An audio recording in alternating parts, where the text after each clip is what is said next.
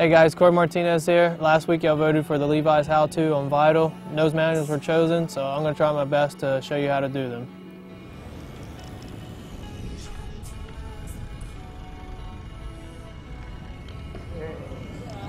Alright, so basically, I mean, for me, the easiest way to figure it out and try and learn the balance point was find an empty parking lot somewhere, and I think if you choose the spaces, between each parking spot, then that's a good goal, going from one line to another.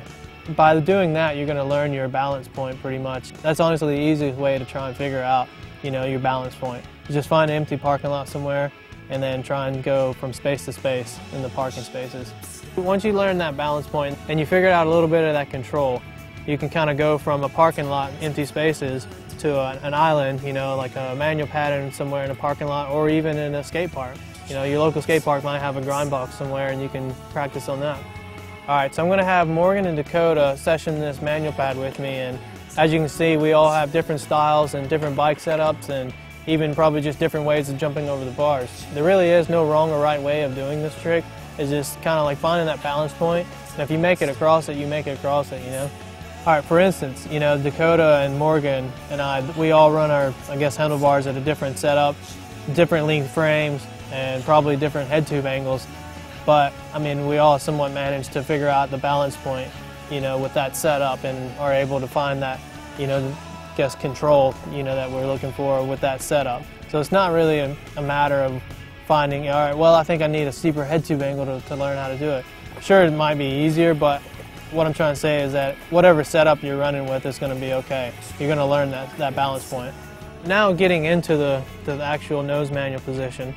Myself, I like to go about the same speed as I would on a manual. You don't want to go too fast and you don't want to go too slow, because if you go too slow, you're not going to make the distance. To me, if going real fast, you don't really find that control. It's a lot harder to get into that position of finding, the control of it.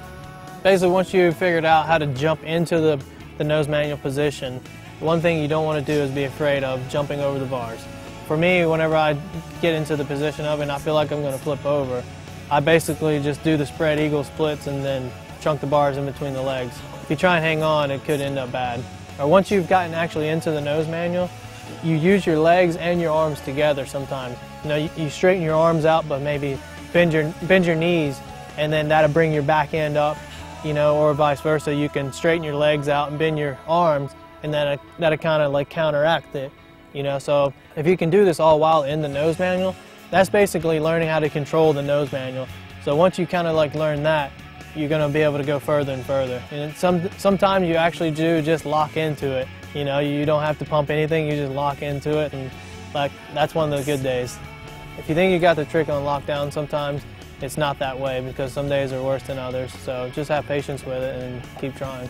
Alright, thanks for voting. Thanks for watching, guys. I really hope that it works out for you. Don't get too frustrated, because again, it's supposed to be fun riding your bikes. So go out there and have fun and try and learn those manuals.